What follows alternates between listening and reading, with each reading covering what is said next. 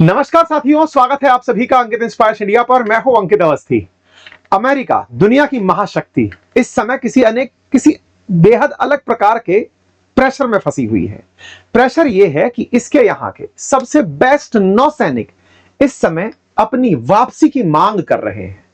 Trump लगातार जिसे आलिज well कह रहे हैं, असल मायने में वो उनकी असलियत दुनिया के सामने बयान कर रहे हैं। साथियों, ये आपके सामने जो मैं जहाज दिखा रहा हूं, ये जहाज असल में अमेरिकी जहाज अब्राहम लिंकन है। पहले इस जहाज को थोड़ा सा समझ लेते हैं। देखिए, एक साधारण जहाज भी आपको पानी में दिखाई दे रहा है और एक ये जहाज भी दिखाई दे रहा है। पहले इस जहाज को समझ लेते हैं। ये एक एयरक्राफ्ट करियर है। एयरक्राफ्ट करियर का मतलब हुआ कि इसके ऊपर से आप एयरक्राफ्ट को लॉन्च कर सकते हैं। स्थिति को अगर समझें तो यहां पर आपको बहुत सारे एयरक्राफ्ट दिखाई पड़ रहे हैं जो यहां पर खड़े हुए हैं। जब आप एयरक्राफ्ट को ध्यान से देखें तो ये एयरक्राफ्ट असल मायने में कहां खड़े हैं? एक पानी के जहाज पर खड़े हैं। तो इसका मतलब साफ है कि ये जो बड़ा सा जहाज आपको दिखाई दे रहा है, ये हवाई जहाजों के लिए एक डेक बना हुआ है, यानी कि यहां से हवाई जहाज उड़ करके हमला करने जा सकते हैं। साथियों, ऐसे पानी के जहाजों को एयरक्राफ्ट करियर कहा जाता है। अमेरिका ऐसे एयरक्राफ्ट करियर लगभग 11 रखता है। भारत के पास कितने हैं? कमेंट बॉक्स में बताइएगा। अगला पॉइंट सुनिए। ये जो आप एयरक्राफ्ट करियर यहां पर देख रहे हैं, थोड़ा सा इसके बारे में और जानकारी जान लीजिए। साथियों, ये एयरक्राफ्ट करियर कभी भी लंबे समय तक तट पर नहीं आएगा। मतलब इसको आसान भाषा में समझिए कि ये वो एयरक्राफ्ट करियर है जिसको पूरी तरह से यहां से अगर कोई हवाई जहाज उड़ करके हवा में जाएगा तो उसको जाने के लिए रनवे भी ये उपलब्ध करा रहे हैं। मतलब समझिए कम से कम 300 मीटर तो इसका रनवे है। लगभग 1 लाख टन इसका वजन है। यह है अब्राहम लिंकन। 1 लाख टन वजनी इस जहाज पर लगभग 90 फाइटर जेट तैनात हैं। इसको ऑपरेट करने के लिए लगभग 5000 लोग तैनात हैं। वो 5000 नौसैनिक जो इसको ऑपरेट कर रहे हैं, वो इस जहाज को चलाने में, समझिए कि इतना बड़ा जहाज 1 लाख टन मतलब 1 लाख गुना 1000 किलो, अगर वो इतना बड़ा जहाज ऑपरेट हो रहा है तो इसके अंदर फ्यूल कितना कंज्यूम होता होगा। तो फ्यूल कंजप्शन के लिए इसके अंदर लगा हुआ है न्यूक्लियर रिएक्टर। जैसे अपन बिजली उत्पादन करने के लिए न्यूक्लियर रिएक्टर का इस्तेमाल करते हैं, इसमें खुद न्यूक्लियर रिएक्टर लगा हुआ है जो बिजली उत्पादित करता है और उसी से ये 56 किलोमीटर प्रति घंटे की रफ्तार से पानी में चलता है। मतलब तरीके समझिए कि एक इतना बड़ा आइलैंड जैसा जहाज है।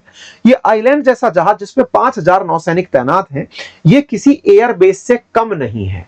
90 जहाज मतलब कम से कम 2-3 स्क्वाड्रन जितने फाइटर जेट्स को ये खुद लेकर चल रहा है। अमेरिका इन्हीं स्क्वाड्रंस के दम पर, इन्हीं फाइटर जेट्स कैरियर्स के दम पर दुनिया पर राज करता है। सोचिए अमेरिका कहां बैठा हुआ है, कहां से उठ करके वो बिल्कुल मिडिल ईस्ट में आकर ईरान से जंग लड़ रहा है, जबकि ईरान के पड़ोसी देशों ने उसको मना किया था कि वो सपोर्ट नहीं करेंगे।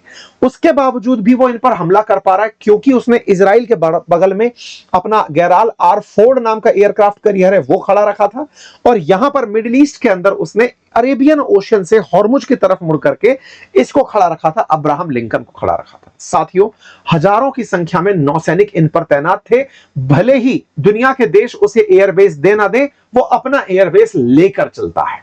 ओके साहब, अपना एयरबेस लेकर चलने वाले इस अब्राहम लिंकन के मालिक अमेरिका की हालत इस समय यह है कि इस जहाज पर से लगभग 6 नौसैनिकों ने अब तक सुसाइड अटेम्प्ट कर लिया है, कूदने का प्रयास कर लिया है। नंबर 1। नंबर दूसरा, इनके परिवारजनों ने यह रिक्वेस्ट की है ट्रंप से कि हमारे बच्चों को वापस ले आओ। अब आप पूछेंगे क्या मतलब, इस जहाज पर ऐसी क्या दिक्कत आ गई? साथियों, यह जहाज लगभग 266 दिन से पानी में तैर रहा है। यह जहाज तट पर जा ही नहीं रहा है। तो इससे क्या दिक्कत आ गई? दिक्कत यह आ गई कि जो 5000 सैनिक यहां तैनात हैं, उन्हें यहां की जो भी सुविधाएं हैं, चाहे वो पानी के अंदर बने लंबे समय तक बने रहने के कारण आई दिक्कत हो या युद्ध के माहौल में पूरे समय तैनात रहने की असुविधा हो, वो परेशान कर रही है। वो ट्रंप से चाहते हैं कि उन्हें वापस बुला लिया जाए। हेडलाइन बनती है साथियों कि ये नौसैनिक ट्रंप के मतलब वापस जाना चाहते हैं। तो जब ये बारे में बात निकल कर आई कि ये सब क्यों जाना चाहते हैं, तो लोगों ने कहा साहब ये मेंटली पागल हैं। तो ट्रंप बोलते हैं कि नहीं, वो पागल नहीं है, मेंटली अनस्टेबल नहीं है, हम उनके बारे में कुछ प्लान करेंगे। तो फिर यहां पर एक कहानी और निकल कर आई, और वो ये कि नौसैनिकों को एक चिंता एनी टाइम सताती है। वो क्या है? असल में एयरक्राफ्ट करियर्स को अगर कोई मिसाइल हिट कर दे तो अपने आप में मतलब समझिए कि एयर बेस नष्ट करने जैसी हालत बन जाती है। लेकिन ईरान वाले इनको टारगेट बनाने के लिए, इतना ऊंचा जहाज है, छोटे छोटे नावों से आकर के अटैक करने के लिए प्लान करते हैं, जिन्हें सी ड्रोन्स कहा जाता है। सी ड्रोन से आकर के इन्हें निशाना बनाना चाहते हैं। तो सी ड्रोन्स को निशाना बनाने के लिए इन्हें इसकी चारों तरफ से एनी टाइम निगरानी करनी पड़ती है। तो एक साथ कई सारी सिचुएशंस ऐसी बनकर आई जिसके चलते इन परेशानियों को आज के सत्र में डिस्कस करना पड़ रहा है। क्यों डिस्कस करना पड़ रहा है? डिस्कस इसलिए कि अमेरिका ने अपने इस जहाज को यहां से हटाने का, आसान भाषा में आपको एक जहाज लग रहा है, लेकिन अगर इसे मैं एयरबेस कहूं कि उसने अपना एक एयरबेस यहां से हटाने का निर्णय ले लिया है। कहा है कि हम इसको यहां से हटा रहे हैं। साथियों, मई में अमेरिका गेराल्ड आर फोर्ड हटा चुका है और अब अब्राहम लिंकन हटा रहा है। इन दोनों जहाजों के हटने का मायना क्या निकालें? क्या अमेरिकी नौसैनिक ईरान से डर गए हैं? यह मैं इसलिए पूछ रहा हूं क्योंकि लंबे समय तक अमेरिका में यह बहस छिड़ी रही कि क्या अफगानिस्तान में इतने लंबे समय तक सैनिकों को भेजना ठीक था। ट्रंप जब दूसरे कार्यकाल में आए थे, मतलब इससे पहले वाले कार्यकाल में जब आए थे, उस समय पर अपने आखिरी दिनों में अफगानिस्तान से अपने सैनिकों को वापस बुला लिए थे।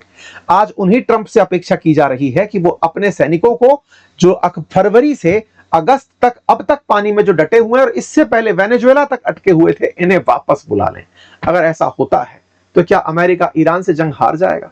और क्या अमेरिका को यह सब करने भी दिया जाएगा? क्या इजराइल उन्हें यह सब करने की इजाजत देगा? आज के सत्र में सारी बातें होंगी, लेकिन उससे पहले एक जरूरी बात। मेरे प्यारे साथियों, आप सबकी दी ताकत से मैं एक विद्यार्थी बनकर एक यात्रा पर निकल चुका हूं। यात्रा के लिए मैंने कुछ सुविधाओं का इस समय उपयोग किया है। उनमें सबसे पहले ये कि मैं अपना स्टूडियो भी एक पहिए पर लाद के निकल चुका हूं। मुझे 30 दिन तक, 50 दिन तक, जितने दिन भी बाहर रहना हो, मैं आप तक बेरोक टोक तरीके से कंटेंट आता रहे, उसके प्रयास में निरंतर बना रहूंगा। उसी क्रम में मैं आज का ये जो वीडियो है, ये हमारे उसी स्टूडियो से, जहां से हमने अपनी क्लास को निर्णय किया था कि आपका काम ना रुके, आप तक खबरों का विश्लेषण पहुंचता रहे, हमने इसको इस तरह से बनाना शुरू कर दिया है। अपनी यात्रा से भी आपको इनपुट देने शुरू कर दिए हैं। कल हमने आपके सामने एक सत्र अंकित इंस्पायर इंडिया पर साझा किया था, फुर्सत मिले तो उसे अवश्य देखिएगा। हमने अपनी यात्रा का भी आपके सामने कारण बताया था, वो भी हमने आपके साथ साझा किया हुआ है। हमारी यात्रा से जुड़े हुए जो भी व्लॉग्स अनुभव हैं कि हमने अपनी यात्रा को कैसे आनंद के साथ जिया, क्योंकि मैं कल जब थकान में था तो बार बार एक ही चीज को याद कर रहा था कि आज मुझे ईश्वरीय कृपा से, आप सबके प्यार से इतने संसाधन मिले कि मैं एक स्टूडियो जैसी चीज को बनाकर निकल पाया हूं कि चलो अब काम बाहर से कर लेंगे, लेकिन कुछ अपने लिए जो अंदर बचे हुए सवाल हैं इनका जवाब खोजेंगे। लेकिन वहीं मन में एक सवाल यह भी था कि मेरे प्रभु श्री राम ने, जो राजा थे, जो राजकुमार थे, उन्होंने अपना सब कुछ छोड़कर नंगे पांव चलकर इस पूरी दुनिया में जहां जहां से वो निकले वहां पर पावन धरा को किया है। तो ऐसे में उनके संघर्ष देख करके अपने संघर्षों को मैं वैल्यू भी नहीं दे पाया। मुझे ऐसा लगता है कि मैं तो बहुत ब्लेस्ड हूं, मेरे प्रभु का मुझ पर आशीर्वाद है। तो खैर, इन सभी आशीर्वादों से निकलकर जो भी चीजें आएंगी आप सबके साथ साझा की जाती रहेंगी। अपडेटेड रहिए, अपना जो भी जानकारी हो हमें देते जाइए। चलिए आगे की बात करते हैं और थोड़ी जानकारी को आगे बढ़ाते हैं। आप सबको ये तो मालूम है कि इजराइल अमेरिका को युद्ध में लेके गया था। ईरान से ये झगड़ने वाले नहीं थे। इजराइल को ईरान से दिक्कत थी कि सर ईरान ने न्यूक्लियर बम बना लिया तो ये हमें मारेगा, फिर आपको मारेगा। अमेरिका ने कहा तथास्तु, हम आते हैं। आपको याद है कि इजराइल की तरफ से जब बम गिरने शुरू हुए थे तब अमेरिका गेराल्ड आर फोर्ड नाम के एयरक्राफ्ट कैरियर को लेकर के मेडिटेरियन सी में जाकर के खड़ा हुआ था। जब वहां से खड़ा हुआ था ना, तब वहां से हमले होने शुरू थे। ईरान ने उसे भी निशाना बना लिया था, जिसके चलते अमेरिका को गेराल्ड आर फोर्ड को वापस बुलाना पड़ा। लेकिन बहाना यह दिया कि हमारे जहाज में कोई दिक्कत हो गई है। हमने इस पर भी आपको पहले भी एक सेशन दिया है। गेराल्ड आर फोर्ड दुनिया का सबसे बड़ा एयरक्राफ्ट कैरियर है जो अमेरिका के पास है। दूसरा है यूएसएस अब्राहम लिंकन, जिसकी आज हम चर्चा कर रहे हैं। साथियों, अब्राहम लिंकन जो अरेबियन सी में तैनात है, असल में ये साउथ चाइना सी में तैनात था। इंटरेस्टिंग बात है कि गेराल्ड आर फोर्ड हो साउथ चाइना सी के अंदर तैनात, ये अभी अब्राहम लिंकन हो, ये साउथ चाइना सी से निकल करके इस ईरान से जंग लड़ने के लिए आए थे। साउथ चाइना सी में चाइना के पास लगा हुआ मोर्चा छोड़ करके जंग के लिए आए थे। इनको हमेशा अपॉइंट करके रखा जाता है कि सुनो तुम चाइना सी में खड़े रहो, सुनो तुम वेनेजुएला के सामने खड़े रहो, चलो तुम रशिया के सामने खड़े रहो, चलो तुम भारत, जिसके साथ जंग करनी होती है वहां पे जाकर के उसको डॉक कर देते हैं। अब्राहम लिंकन भी ऐसे ही फरवरी में चलकर, मतलब जनवरी में चल करके आया था अरेबियन सी के अंदर। जब ये आया था तब ये उम्मीद की जा रही थी कि आते ही अब सब कुछ निस्तानाबूद कर देगा, ईरान में तबाही मचा देगा। लेकिन आज हालत यह है कि इसे खुद वापस लौटने की नौबत आनी पड़ रही है। ईरान को कंट्रोल करने के लिए इन्होंने इधर फाइटर जेट कैरियर, इधर फाइटर जेट कैरियर्स को तैनात किया हुआ हुआ था ताकि ये जाकर के आराम से ईरान को निशाना बना सके, लेकिन ये युद्ध लंबा खिंचता चला गया है। हालत ये हो गई है कि ईरान अब इन्हें निशाना बनाता है और इसके डर से ये कहा जा सकता है कि अमेरिका कहीं ना कहीं अपने सैनिकों को मोर्चे पर तैनात नहीं रख पा रहा है। तभी अखबारों की हेडलाइन बन रही है कि परिवारजनों का बार बार गुस्सा फूट रहा है ट्रंप के खिलाफ कि आपने हमारे लोगों को इतने लंबे समय तक जहाज पर क्यों छोड़ दिया। आप में से कुछ लोग हो सकता है कहेंगे कि सारी सुविधाएं हैं तो सही, क्या दिक्कत है? दिक्कत असल में सुविधा नहीं है, दिक्कत वो स्थिति है जिस स्थिति में ये परिवारजन अपनों को पा रहे हैं कि 9 महीने से जिसने जमीन नहीं देखी, 9 महीने से एक आइलैंड पर कोई आदमी टिका हुआ है, रोज काम कर रहा है, ना परिवार से मिल रहा है, ना परिवारजनों से मिल रहा है, ना अपना जीवन सही से जी पा रहा है। 3 महीने की खैके लेके गए थे, 6 महीने से पानी में लेके खड़े हुए हैं, कुल मिलाकर 9 महीने हो चुके हैं। तो परिवारजनों की ये रिएक्शंस इस समय सोशल मीडिया पर बड़ी चर्चा का विषय बन चुके हैं। कई परिवारजन, जिनमें से 5000 से अधिक परिवारजन जो हैं, इस बात को लेकर के अमेरिकी राष्ट्रपति और वहां के रक्षा मंत्री के सामने लगातार सवाल उठा रहे हैं कि अब्राहम लिंकन पर सही स्थिति नहीं है। अब सवाल बना कि सर अगर सही स्थिति नहीं है तो ये किसके लिए विन विन सिचुएशन है? क्या मान लिया जाए कि ईरान का भय उनके अंदर बैठ गया? देखिए, किसी भी जंग में अगर कोई सेना पीछे हटती है तो ये अपने आप में वॉर रिट्रीट है, पीछे हट जाना। चाहे आपने जापान का मामला उठाया हो कि जापान ने जब पहली बार हमला करना शुरू किया था तो north Korea, south Korea, China सब उसके कब्जे में थे। मंचूरियन जगह जैसे पर कब्जा करके बैठा हुआ था, लेकिन जैसे ही उसके ऊपर न्यूक्लियर बम गिरा वो सबसे पहले सैनिकों को हटाना शुरू किया। दुनिया में जब भी सैनिक पीछे हटते हैं दूसरा देश उसको अपनी विजय मानता है। आज ईरान के भय से पहले गेराल्ड आर फोर्ड चला गया, अब अब्राहम लिंकन जा रहा है। ट्रंप ने हालांकि ये कहा है कि मैं इसकी जगह दूसरा वाशिंगटन भेज दूंगा, वाशिंगटन भी उनका एक जहाज है, बोले मैं उसको भेज दूंगा, वो भी लेकिन साउथ चाइना सी में तैनात है। तो अब यहां से अब्राहम लिंकन हटता है और उसकी जगह वाशिंगटन नाम का जहाज यहां कर खड़ा होता है। तो ऐसे में साउथ चाइना सी के अंदर उनकी डिफेंस कमजोर हो जाएगी और उनकी कमजोर हुई डिफेंस का फायदा नॉर्थ कोरिया और चाइना, साउथ कोरिया और जापान को धमकाने में लेंगे, क्योंकि अगर वहां पर डिफेंस नहीं बची तो वो वहां पर बैलिस्टिक मिसाइल परीक्षण करेगा। साउथ कोरिया और जापान को चिंता ही इस बात की हो रही है कि यार आप लोगों ने अपने जहाज यहां से हटाए और नॉर्थ कोरिया आए दिन अब हमारे ऊपर बम धमाके कर रहा है। ऐसे में ये सारी चर्चाएं बनती चली जा रही हैं। वहीं पर अमेरिकी सैनिकों के साथ जो स्थिति हुई है वो उसको समझने के लिए लोग प्रयास कर रहे हैं, तमाम प्रकार के बयान दिए जा रहे हैं, लेकिन जो सबसे ऊपर जानकारी आप सबके दिमाग में चल रही होगी वो केवल इतनी है कि अमेरिका ने ये दिन देखे क्यों, ऐसा हुआ क्यों। असल मायने में अब तक अमेरिका जब भी जंग करने गया, चाहे अफगानिस्तान में जंग करने गया हो, चाहे दुनिया के किसी भी, चाहे वियतनाम में गया हो, कहीं भी गया हो, वो अपने साथ में लोगों को लेकर जाता, नाटो फोर्सेस को लेकर जाता था। ये ऐसा युद्ध है, शायद इतिहास में उसके लिए एक लंबे समय बाद ऐसा सबक है कि ईरान के साथ जंग करते समय उसके साथ कोई भी नहीं खड़ा है। ऐसे में उसके अपने मिसाइल खुद से जो जंग करने में काम आ ही रहे हैं, साथ ही साथ में जिन देशों की उसने सुरक्षा गारंटी ले रखी है, यानी कि चाहे सऊदी अरब हो, यमन, सऊदी अरब हो, ओमान हो, कतर हो, यूएई हो, बहरीन हो, इन सब की सुरक्षा में भी उसकी पैट्रियट मिसाइल और थार्ड सिस्टम खत्म हो रहे हैं। और तो और युद्ध लड़ने के लिए खुद को फाइटर जेट्स कैरियर भी लेकर चलने पड़ रहे हैं। ऐसे में अमेरिका की शक्ति छीन हो रही है। नाटो फोर्सेस होती थी तो वो अपने एयरक्राफ्ट कैरियर्स को लगा दिया करती थी, बता देते कि सब एयरक्राफ्ट कैरियर हमारा रहेगा, फाइटर जेट्स आपके रहेंगे। लेकिन इस बार सब कुछ अमेरिका को खुद से करना पड़ रहा है। जब वो खुद से करना पड़ रहा है तो उसको ये चुनौती भारी चुनौतियों में से एक मिल रही है, और इसी चुनौती के चलते ये झुटलाते हुए दिखाई दे रहे हैं कि नहीं, कोई दिक्कत नहीं है, हमारे सैनिक बड़े जाबाज हैं। आपको पता है गेराल्ड आर फोर्ड जब वापस गया था ना, अमेरिका ने जब अपना पुराना जहाज वापस बुलाया था मई 2026 में, ईरान के डर से, क्योंकि ईरान ने एक ऐसा गोला चलाया था जिससे गेराल्ड आर फोर्ड पर आग लग गई थी और वो आग कई घंटों तक नहीं बुझी थी। चाइना ने उसकी मस्करी भी ली थी कि बताइए क्या ही तकनीक है इनके पास कि अपनी आग कंट्रोल नहीं कर पाए हैं ये लोग। ट्रंप से जब ये बात पूछी गई कि क्या वाकई में दिक्कत है, तो इन्होंने कहा देखिए अगर दिक्कत है तो मैं उसको अब्राहम लिंकन को वापस बुला लेता हूं और उसकी जगह दूसरा जहाज यूएसएस वॉशिंगटन वहां पर भेज देता हूं। लेकिन एक बात तो समझ में आई कि अमेरिका के नौसैनिक पीछे हट रहे हैं। नौसैनिकों को पीछे हटना कई लोगों के लिए टेंशन है, लेकिन ये सबसे बड़ी, अपने आप में इजराइल के लिए बहुत बड़ी, समझिए कि अपॉर्चुनिटी सा बन गया है कि वो अमेरिका को उलझाने के लिए और क्या तरीके अपना सकता है। ताजा ताजा इजराइल ने फिलिस्तीन पर हमला दोबारा से कर दिया है, जिसके चलते 7 मुस्लिम राष्ट्रों ने लिख करके अमेरिका से कहा है कि साहब आपने एक तरफ बोर्ड ऑफ पीस बनाया था, बोर्ड ऑफ पीस ने काम क्या किया, दूसरी तरफ हमारे ऊपर हमले होने शुरू हो गए, फिलिस्तीन पर फिर से हमले हो रहे हैं। ऐसे में बोर्ड ऑफ पीस काम नहीं कर पा रहा है, इजराइल ही ईरान के लिए अमेरिका को उलझा के रखा हुआ। तो कहीं ना कहीं अमेरिका के लिए एक बहुत बड़ी चुनौतीपूर्ण स्थिति बनती चली जा रही है। यूएस नेवी वेटरन्स और मिलिट्री ने सबने कहा है कि साहब यूएसएस अब्राहम लिंकन पर सेलर्स की हेल्थ एक बड़ा विषय है, और अगर ऐसा होता है तो इन परिवारजनों के मैसेज अमेरिका के अंदर आने वाले समय में क्रांति का काम करेंगे।